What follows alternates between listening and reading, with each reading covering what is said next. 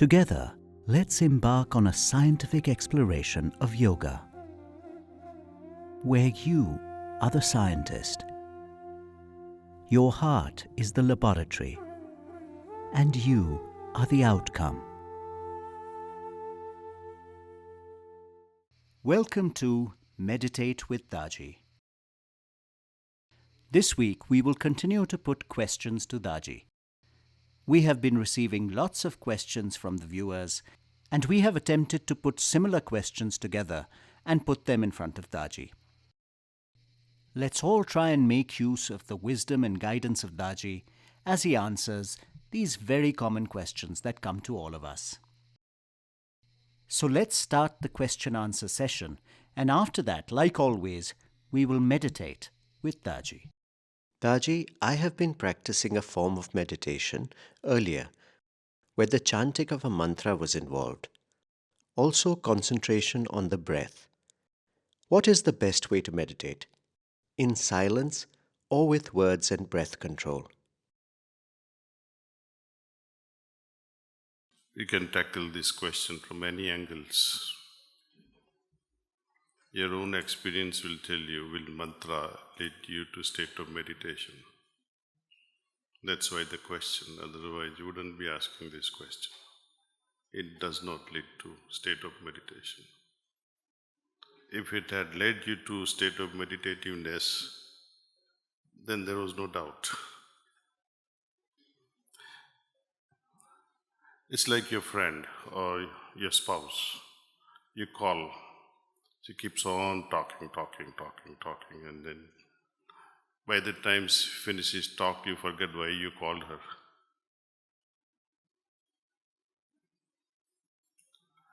When we are reciting mantras, it's for children.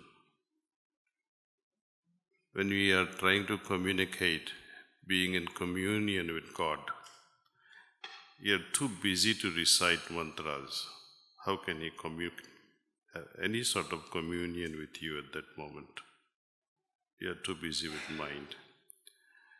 Patanjali's Yoga Sutra talks about dhyana leading to samadhi as transcending the mind itself. There is transcendence of mind, meaning you're going beyond thoughts. But you're too busy. So it's a contradiction. Chanting will never lead you to samadhi. Your mind is too active. Same thing with any sort of exercise. You are focusing on breath. Anulom, vilom, ida, pingla, sushumna. Trying to balance breath. Nothing wrong with it. It's good for your health.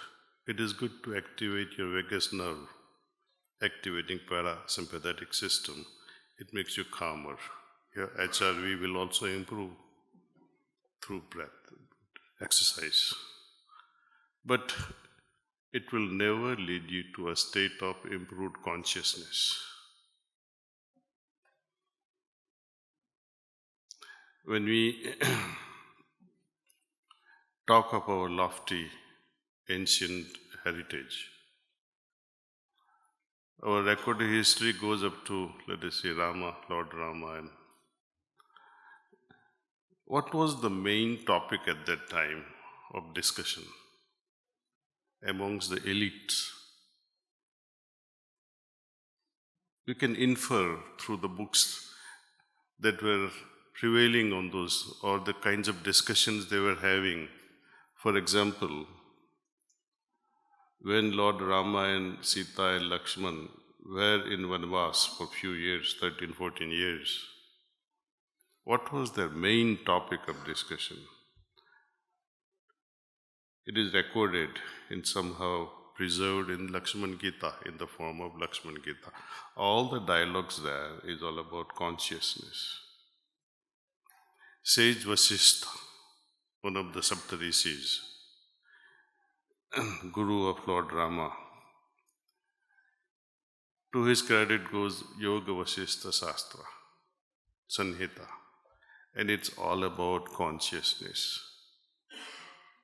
When we see the dialogue between Mother Sita's father, Raja Janak, and Ashtavakra, sage Ashtavakra, the main discussion is on consciousness. Like Chintan we are having here, it was all over this discussion on consciousness. What is consciousness? Today scientists are struggling to even define what consciousness is, how it originates, how it plays out, what is collective consciousness, what is universal consciousness, what is individual consciousness. So today, though we have recorded history on consciousness, yet most of us are unaware of it. The purpose of life, we all struggle, try to understand what is the purpose of life? Why am I here? Was I before this birth? Will I be after this birth? What shall I, at the last breath of my life, will I be happy saying goodbye to this family and say, now I am going to my beloved? Can you go with pride? Can you go with joy? Yoga prepares us for that moment and beyond. The great Swami Vivekananda said, and I quote, the purpose of life is very simple. Allowing this thin film of consciousness that we have now, allow that to rise above into oceans of superconsciousness and dive into the oceans of subconsciousness. This poor film of consciousness is sandwiched between two giant oceans. Have mercy on them. Expand it. Let it become broadband kind of a consciousness. We are too familiar with 1G, 2G, 3G, 5G, 10G is coming up now. How can we improve our existing available consciousness and allow it to soar higher into superconsciousness? It's only through meditation. And not just ordinary meditation. Most people, they have heard the word dhyana, meditation, but they don't know how to do it. Closing your eyes, sitting silently, is it meditation? No, you're too noisy even when you're sitting quietly. Diving deeper and touching that superconsciousness and also your subconsciousness. How is it possible? There are two different directions. Superconsciousness is taking us into an intuitive world of futuristic existence. Subconscious is all about diving into your past, learning from the past, and adjusting the present. So it's a beautiful, beautiful approach we have. In short, meditation is all about transcending the mind, transcending even the superconsciousness. My Guruji Maharaj, Pujya Babuji, he used to say, children can play with their toys. It's their nature. Little younger, playing cricket, soccer, volleyball, and now electronic gadgets. It's in their nature. Teenagers and above, romance. And it doesn't seem to end even when you're 90 perhaps these days. Too much romance. And yogis, they're playing with consciousness as if consciousness is a toy. Nevertheless, they are still playing with it. How long will you keep on playing with such toys? And he would very dearly smile and say, please look into a state that supports the consciousness. What is that supports, sustains that consciousness? And when we dissect all these things, then we have to understand what are the components of consciousness and how each component can evolve. And that is the great offering of our Indian heritage. I will not take a lot of time on this one single topic, but I can only encourage, inspire you to take up meditation very seriously. and see how your family can change altogether, how your children imbibe those vibrations. Imagine your parents, your wife, or your husband meditate together, and your child or your grandchild is passing by. See the reaction on their face. Shh, Papa is meditating. They'll become so silent. And they will also say, we also meditate now. They will copy you. They don't know what's going on, but they will copy you. That is the moment you take a photo. Keep it in their room, so when they become teenager, we can tell them, look, you were so good once upon a time. You can remind them, and maybe they say, oh, I did it once, let me try it now. So you can save a person from going astray. All of us are concerned about today's teenagers. Some of them, they write me letters. Why do I have such children? What papam, what have I done to deserve such children? Many people write to me like that, say. Any other question? Daaji, why are people benevolent? Why people are benevolent? That's in their nature. It's a good thing, no? We keep on progressing. This evolution is never going to end. Gandhian philosophy, for example, non-violence. Why is he non-violent? That was in his nature, right? But what is better? Compassion better or non-violence? You can be compassionate, but the next better state would be empathetic. Non-violence means I will not hurt anyone. Is it good enough? There is a poor beggar, I will not hurt him. That's non-violence.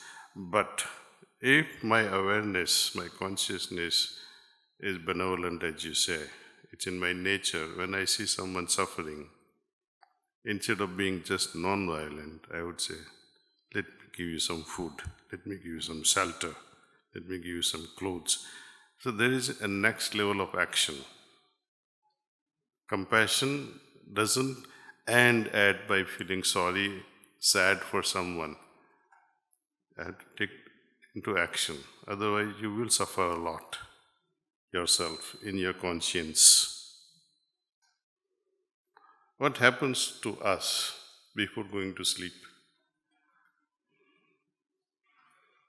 What haunts you? Unfinished business of the day, no? Something that I messed up. So why not completely complete the work? Unfinished. Don't let anything be unfinished. Anything that I should have done properly but didn't do it, that will haunt you more. Gita, Bhagavad Gita talks of karmanyavadhikaraste. Right? Because though we perform karma, you can't avoid karma and not expect results out of it. See? Those days were different. The meaning of karma those days was different. When Lord Krishna says you have a right upon action, but that action was only related to Brahma Vidya. There are two special words in Sanskrit, karma and shrama. Anything that we do with Brahma Vidya is karma. Anything that we do for our livelihood is shrama. You cannot work as a drug controller and say, I won't have my salary, I can't expect a salary. Isn't it? Oh, I am beyond karmas and I don't expect fruits of my karma. Would you say that? You demand raise up, year after year. So that is not in the field of karma. We have to be also benevolent with ourselves. It's easier to be benevolent towards others. There's an ego. Be benevolent and forgive yourself. See, today, the meaning of the word karma is different. People say, and that's why youngsters don't understand Gita so well.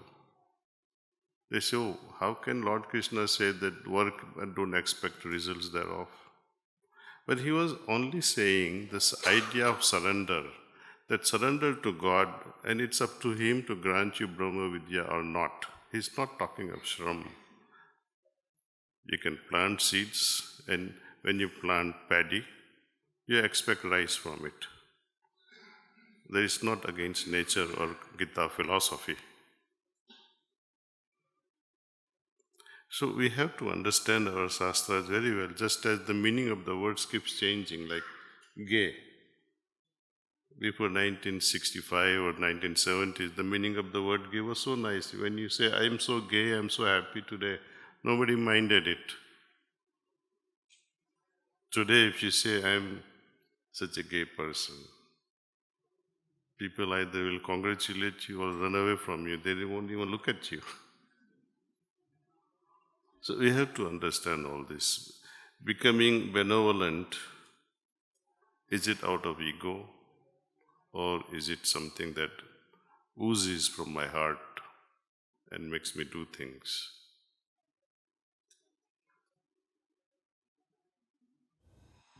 Now, let's all meditate with Daaji. You all know how to meditate, and perhaps some of you do not really know how to meditate and joining us for the first time. This is how we meditate.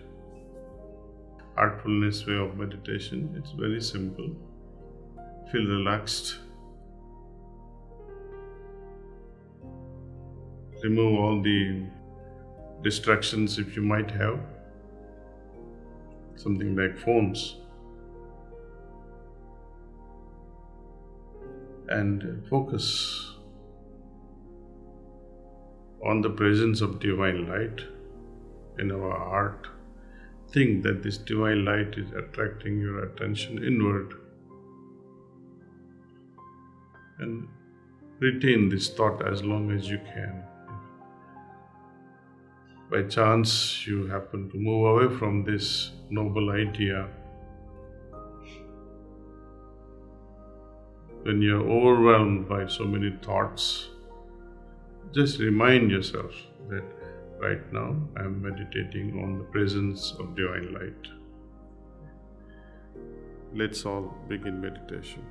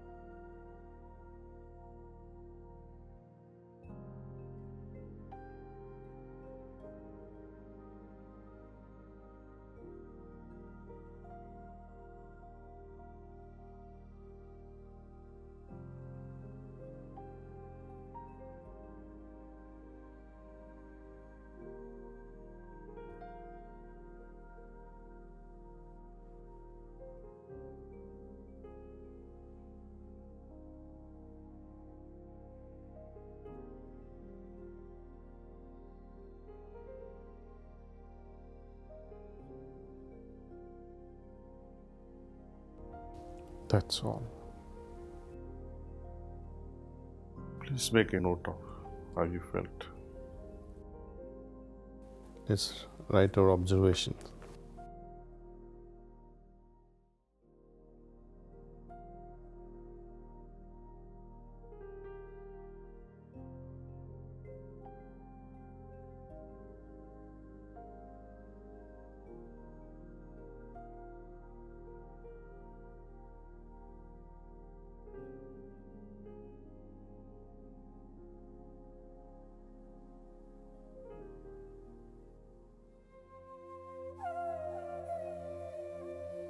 Thank you for joining us on this episode of Meditate with Daaji. See you again next week.